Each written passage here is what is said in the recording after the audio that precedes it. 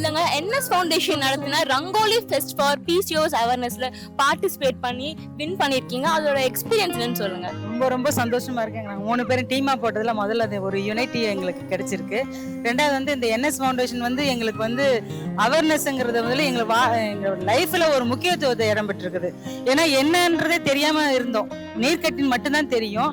அந்த நீர்க்கட்டிக்கு என்னென்னலாம் நம்ம ரெமெடி இருக்கு, அது பண்ணா அது சரியாகும். டாக்டர்ஸ் கிட்ட போயிட்டு நம்ம என்னென்ன மெடிசன் எடுத்துக்கணும், வீட்டில் நம்ம என்னென்ன எக்ஸசைஸ் செய்யணும், என்ன ஃபுட்டு எடுத்துக்கணும், என்னெல்லாம் இருக்கக்கூடாது, எப்படிலாம் இருக்கக்கூடாது, அதையும் நாங்கள் தெரிஞ்சுக்கிட்டோம்.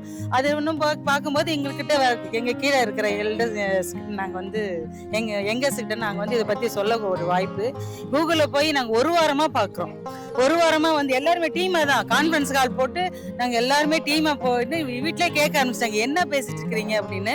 சரி இது என்ன ஆகும், இது இப்படி போடலாம் அப்படின்னு சொல்லிட்டு போட்டு அது அந்த ஒற்றுமைக்கும் ரொம்ப வழிவகுத்துது. எங்களுக்கு ரொம்ப ரொம்ப சந்தோஷமா இருக்கு.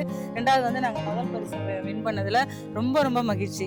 நாங்கள் போயிட்டு எல்லாத்தையும் சொல்லுவோம், இந்த ஜங்க் ஃப்ரூட்ஸ்லாம் சாப்பிடாதீங்கன்றத முதல்ல வந்து நாங்கள் எல்லாருமே நாங்கள் பேசிட்டு இருந்தோம். முதல்ல நமக்கு பக்கத்தில் இருக்கிற பிள்ளைங்க கிட்டயாவது நம்ம கண்டிப்பாக சொல்லணும். ஒரு நாளைக்கு ஒருத்தங்க கிட்டயாவது நம்ம சொன்னோம்னா இது ரீச் ஆகும். நல்ல ஒரு கோலை நோக்கி இவங்க போயிட்டு இருக்காங்க என்எஸ் ஃபவுண்டேஷன். ரொம்ப ரொம்ப ஹாப்பியாக இருக்கு.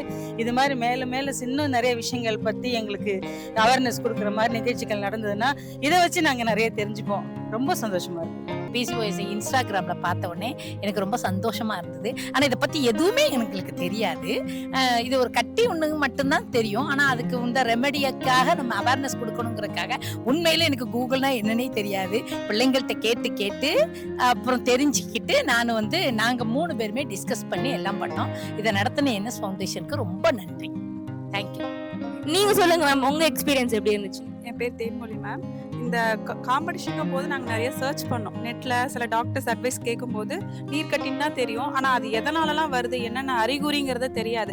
ஸோ இதுலேருந்து ஒரு 8-9 கிட்ட அறிகுறிகளில் இருக்குது. ஸோ அது இருந்தால் எப்படிலாம் நம்ம ஃபஸ்ட்டு முன்னெச்சரிக்கையாக இருக்கணுங்கிறதையும் நாங்கள் நிறைய விஷயம் கற்றுட்டோம். ஸோ கண்டிப்பாக என்னால் முடிஞ்ச வரைக்கும் நானும் என்னோட சரௌண்டிங்கில் நான் உள்ளவங்களுக்கு கண்டிப்பாக சொல்லுவேன். ஸ்கூல் ஸ்டூடெண்ட்ஸ்க்குமே இப்போ நிறைய நம்ம ஜங்க் ஃபுட்டு தான் கொடுத்து அனுப்புகிறாங்க பேரண்ட்ஸு. ஸோ அதை அவாய்ட் பண்ணி இதன் மூலியமாக நம்ம ஒரு விழிப்புணர்வு கொண்டு வர முடியும். தேங்க்யூ. உங்க பேர் என்ன? என் பேரு ஜனனி. நான் இந்த மாதிரி கோலம் போட்டது நான் இது வரையும் பார்த்தது இல்லை. ஆனால் இவங்க வந்து டீமாக போட்டது வந்து எனக்கு என்ஜாயா இருந்துச்சு. அதே மாதிரி எனக்கு இது மாதிரி என்னன்னு எனக்கு தெரியாது. அப்புறமா தான் எங்கள் அம்மாவும் இவங்க டீமாக சேர்ந்து இதை வந்து என்னென்ன நீர்க்கட்டியை வந்து என்னன்னு சர்ச் பண்ணி அந்த மாதிரி பண்ணாங்க. அது எனக்கு ரொம்ப என்ஜாயா இருந்துச்சு. என்ஜாய் பண்ணீங்களா? Okay okay. இந்த மாதிரி அவேர்னஸ் ப்ரோக்ராம் பண்றதால பிசிஓஎஸ் பத்தி பீப்பிள்ட்ட எந்த மாதிரி இம்பாக்ட் வரும்னு நீங்க நினைக்கிறீங்க? கண்டிப்பாமா இது வந்து நிச்சயமா வந்து தெரியாதவங்க தெரிஞ்சுக்கிறது வாய்ப்பு. ரெண்டாவது வந்து டாக்டர்கிட்ட போனாலும் பயப்படக்கூடாது. அதான் இது வந்து ஒரு டிசீஸே கிடையாது. இது வந்து நம்ம ஜேர்னியில் வர லைஃப் சர்க்கிளில் சில மாற்றங்கள் வருது. அதை வந்து அவங்க தெரிஞ்சுப்பாங்க. அதுக்கு தகுந்த மாதிரி இப்போ திடீர்னு முகத்தில் முடி மொழியுது, திடீர்னு முடி கொட்டுது, அதெல்லாம் இப்போ சில பேர் பயந்துடுறாங்க.